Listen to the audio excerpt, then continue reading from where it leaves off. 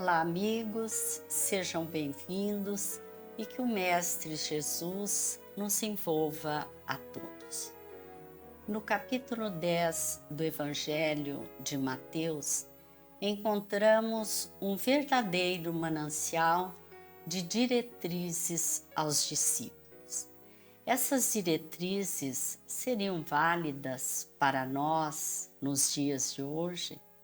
Arthur Valadares, palestrante espírita da cidade de São Carlos, estado de São Paulo, é nosso convidado e o recebemos com muito carinho para que ele nos fale sobre o assunto. Olá, Arthur. Olá a todos que nos acompanham, uma imensa alegria poder estar aqui. Para nós também é uma alegria muito grande. Conforme nos referimos no capítulo 10, Mateus registrou orientações importantíssimas aos seus apóstolos. Você gostaria de destacar uma delas? Olha, são muitas as orientações que o mestre nos traz ali, todo o capítulo, né, é dedicado àqueles que se propõem a ser discípulos seus, mas uma que nos chama a atenção é a que está no versículo 7, em que ele nos diz: "E indo, pregai, anunciando, é chegado a vós o reino dos céus." Eu acho que esse anúncio do reino dos céus, que vale desde aqueles tempos e vigora ainda hoje, é algo que todos nós deveremos fazer. Isto é, viver de tal forma que a nossa vida demonstre, que a nossa vida expresse, que a vida não se reduz àquilo que os nossos sentidos abarcam, aquilo que são as buscas da vida material. A vida, para além disso, há um propósito maior na vida que está muito além dos horizontes tão estreitos que a matéria nos propicia alcançar. Então, uma vida com sentido, uma vida em que o amor, em que o bem, em que a verdade são buscas fundamentais, é uma vida que anuncia o reinado dos céus. É uma vida que faz com que as criaturas percebam que, para além da matéria, há muito que viver, há muito que desenvolver, que a vida triunfa, que a vida prossegue, sempre buscando se expandir, se tornar mais abundante em todas as partes. Então, acho que é um chamado que desdobra para nós uma série de reflexões e consequências, estabelecendo também a responsabilidade de todos que nos colocamos como discípulos seus. Ide e pregai. Como fazer isso? Tanto podemos fazer como devemos fazer, né? Por meio das palavras, né? Dos conteúdos, da conversa edificante, digamos assim, em que ofertamos ao outro o pão do alimento espiritual. O mestre mesmo já nos dizia: nem só de pão viverá o homem, mas de toda palavra que sai da boca de Deus. Isto é, toda vez que nós, por meio da nossa conversação, levamos o outro a refletir sobre as leis divinas, sobre a grandeza da vida, para além das reflexões mais comezinhas do dia a dia, nós estamos de alguma maneira pregando, nós estamos de alguma maneira abrindo horizontes para essa pessoa. Tudo isso é muito importante, tudo isso tem sido feito desde o advento do Evangelho, passando pelo Espiritismo até os dias de hoje. Contudo, não podemos nos deter apenas no processo verbalístico, até porque as nossas palavras serão pouco eloquentes, pouco vivas, se não tiverem em si algo de coerência, de verdade que provém do âmago da alma. Ou seja, é preciso trazer às nossas palavras, aquilo que falamos ou aquilo que escrevemos, mais vida. Portanto, é preciso que as nossas palavras reflitam de fato a vida que estamos buscando viver, porque só assim elas serão realmente penetrantes, eloquentes. Então, um aspecto fundamental da pregação é aquilo que se anuncia sem palavras. É aquela criatura que, por onde passa, ela anuncia o reinado dos céus, porque ela transmite serenidade, ela transmite fé, esperança, mesmo em contextos os mais desafiadores. Essa criatura, ela está anunciando, ela está pregando o reino dos céus, mesmo sem palavras articuladas. Algo que Francisco de Assis dizia aos seus discípulos, né? Pregai o evangelho o tempo todo, se necessário, usem palavras. Então, as palavras, elas são um complemento, mas a vida, ela fala por si. E essa é a principal pregação que compete a todos nós. O Cristo vivo falando por meio de nós, atuando por meio da nossa vida. Em O Livro dos Espíritos, quando Allan Kardec pergunta, né, como Jesus entendia caridade, ele diz benevolência, tolerância e perdão, né? Você poderia comentar para nós?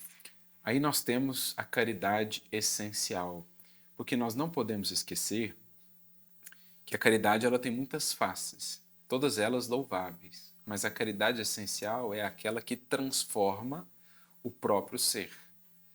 Então, a caridade material, por exemplo, levar a assistência material à pessoa que está necessitada, é algo muito valioso, louvável, mas ela pode ser uma limitação imensa do conceito de caridade se nos detivermos apenas na transferência de recursos materiais.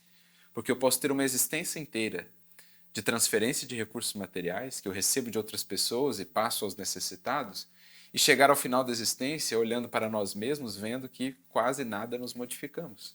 Permanecemos impacientes, permanecemos incompreensivos, inflexíveis em relação ao outro, pouco mansos ou brandos no tratar com as pessoas.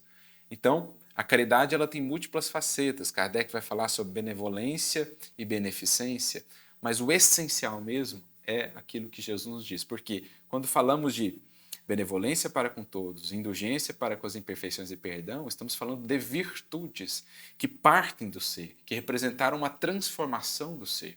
Não é simplesmente algo exterior a ele que ele pegou e passou adiante, é algo que ele construiu em si no trato com os outros. O Emmanuel tem uma mensagem muito bela no livro Vinha de Luz, justamente com esse título, Caridade Essencial, em que ele nos diz assim, olha, a caridade tem muitas faces, todas elas são louváveis. Contudo, não podemos nos esquecer da caridade essencial, que é aquela de sentirmos, pensarmos, falarmos e agirmos em Jesus, para que Ele viva em nós.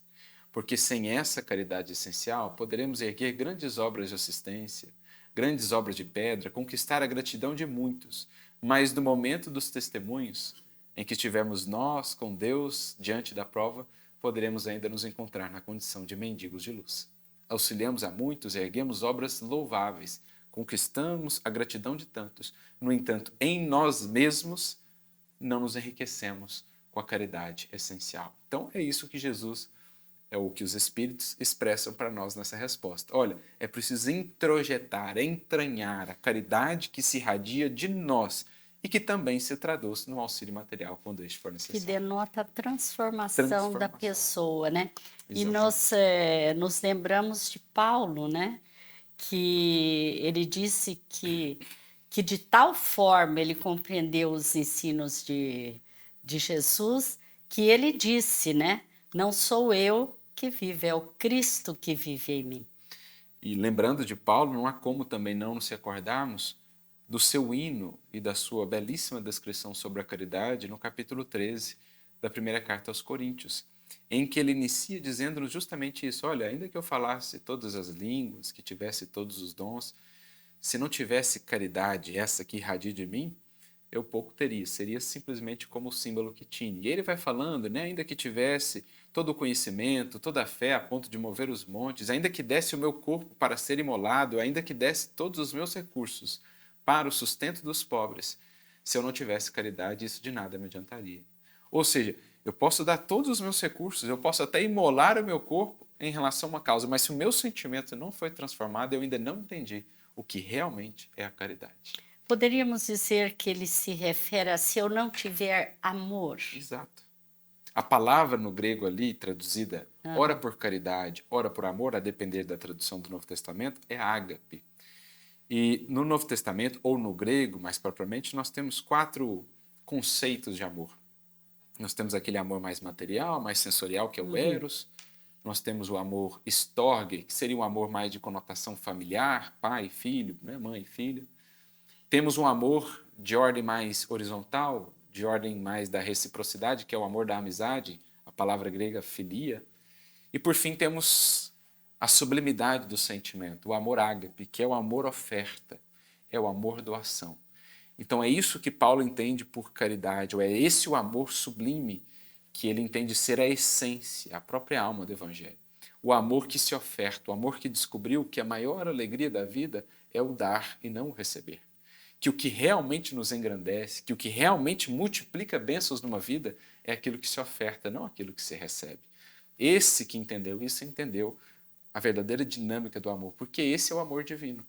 De todos, o ser que mais dá e que menos recebe de volta.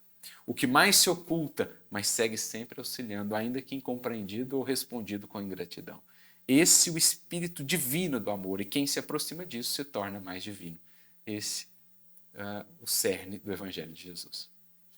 No versículo 8 está: curai os enfermos, limpai os leprosos, ressuscitai os mortos, expulsai os demônios, né?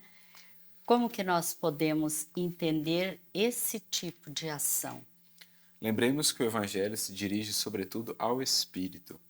Claro que faz parte também no serviço do Evangelho, às vezes, atender ao corpo, mas fundamentalmente ele se dirige ao Espírito e às questões do Espírito. Porque lendo essa frase alguém poderia pensar, mas eu não sou médico, como então eu vou curar os enfermos? Como então eu vou limpar os leprosos? Eu não tenho conhecimentos da medicina.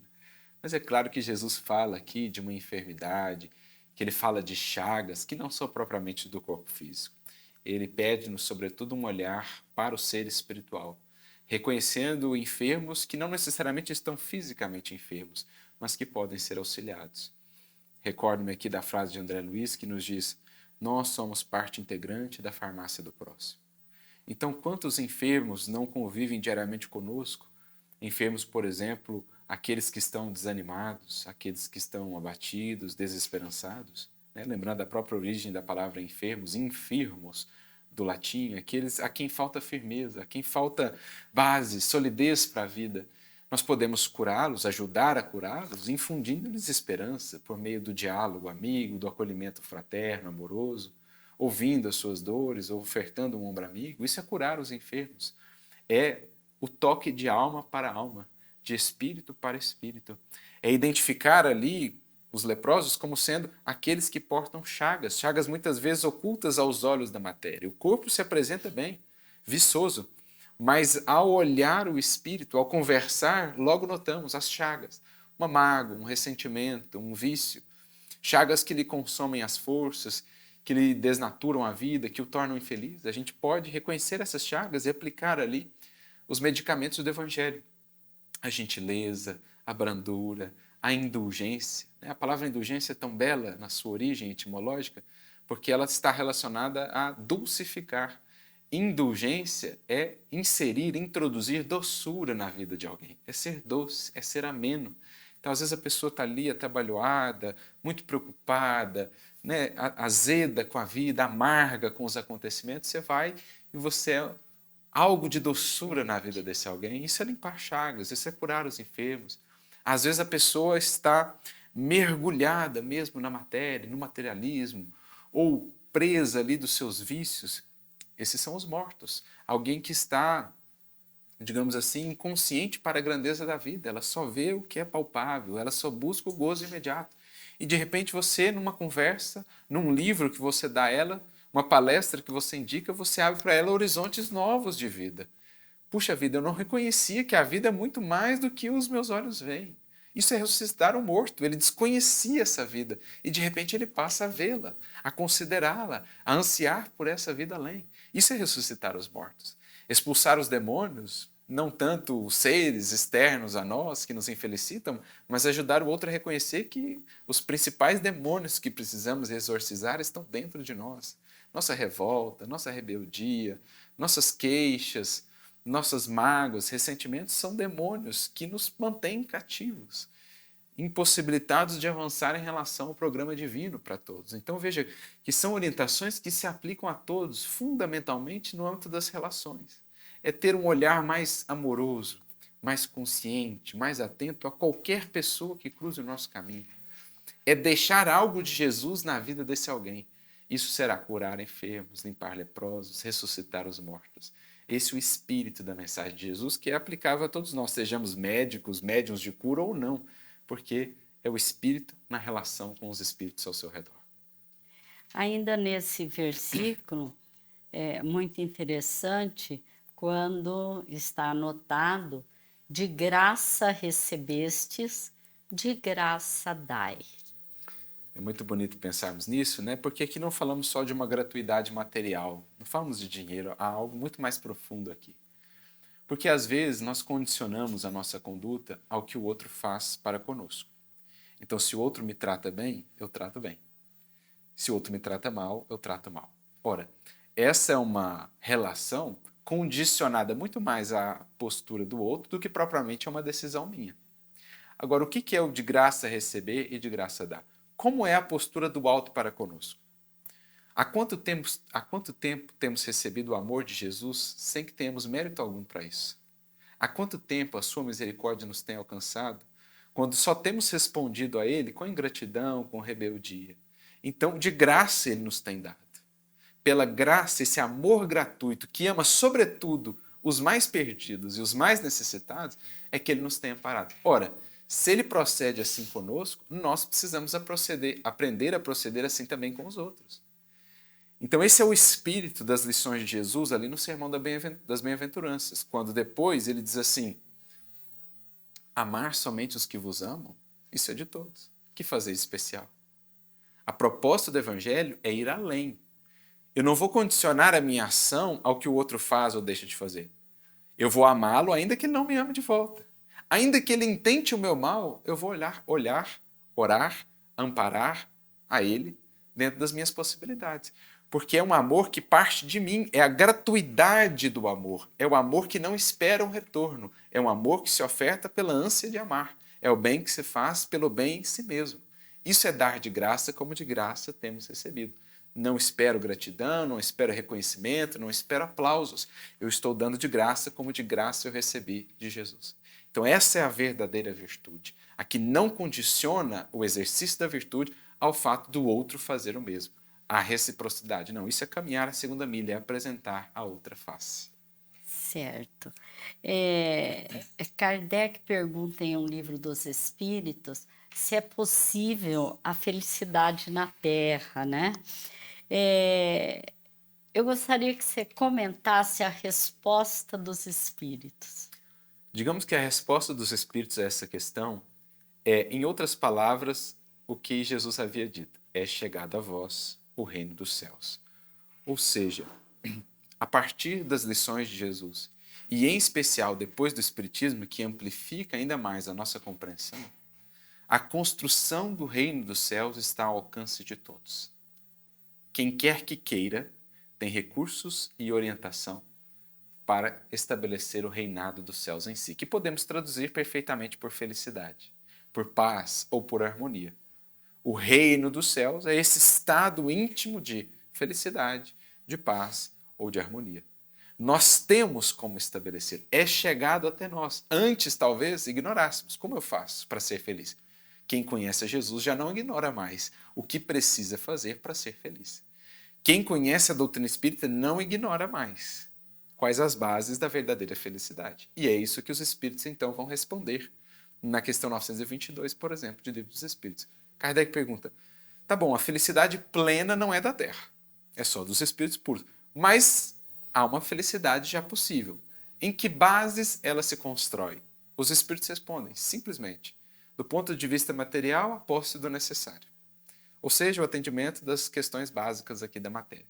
Do ponto de vista espiritual ou moral, consciência tranquila e fé no futuro. Estes os pilares essenciais da felicidade. Quem estará inabilitado de alcançá-los? Quem não poderá construir essa felicidade baseada na consciência tranquila e na fé no futuro? Todos nós. Está ao alcance de todos o reino dos céus. A felicidade possível ao ser humano. É, aliás, um dever para todos nós. A grande questão é que nós, iludidos muitas vezes pela matéria, criamos uma série de necessidades fictícias, que é o que vemos mais à frente na questão 926. Kardec pergunta: olha, a sociedade humana ela acaba não criando muitas necessidades ilusórias para os seres humanos? Sim. A vossa infelicidade, dizem os espíritos, está na medida direta das necessidades fictícias que vocês criam para vocês mesmos. Ah, para ser feliz eu preciso de mais isso, de mais aquilo outro. E aí nunca finda, é uma espiral infindável e eu nunca sou feliz. Agora, se eu tenho o básico do ponto de vista material e se eu entendo que realmente felicidade verdadeira tem por base consciência tranquila e fé no futuro, ora, isso está ao alcance de qualquer espírito, em qualquer condição no mundo. Por isso é chegado a nós o reino dos céus. O reino dos céus, que está dentro de nós, né? Exato. Arthur, todos nós sabemos que nós vivemos um momento bastante difícil, né? A humanidade toda. Que mensagem você gostaria de deixar para nós, para nos dar bom ânimo? Eu acho que outra feição dessa frase mesmo, que aqui já citamos tantas vezes, é a esperança que ela nos traz. É chegado a vós o reino dos céus, ou seja, para além de todas as nuvens, intempéries, impermanências e dificuldades no mundo, há um reinado dos céus. A vida é regida por Deus, pela espiritualidade superior. O que não nos alcança é por eles alcançado. Eles têm a visão de conjunto. Então, se por ora, do nosso ponto de vista, tudo parece confuso, temos a certeza que, além, acima de tudo isso, há uma perfeita sabedoria, um infinito amor, uma providência divina, regendo todos os destinos e encaminhando a todos nós nas sendas do progresso. Façamos a nossa parte, que Deus nunca deixa de fazer a sua, também o Cristo, e teremos a certeza de encontrar sempre melhores condições, porque também mais maduros, mais conscientes do que de fato é a vida. Então, esperança. Vejamos além da condição transitória, das lutas temporárias. Além de todas as nuvens, existe sempre a paz imperturbável do alto a reger o universo inteiro. Arthur, muito obrigada mesmo pelas reflexões que você nos trouxe. Obrigado mais uma vez, que Jesus nos inspire e esperance a todos nós. Que Jesus continue te abençoando na sua tarefa de divulgar a doutrina espírita. Obrigado. Nós agradecemos a todos vocês que estão nos assistindo e desejamos a todos muita paz.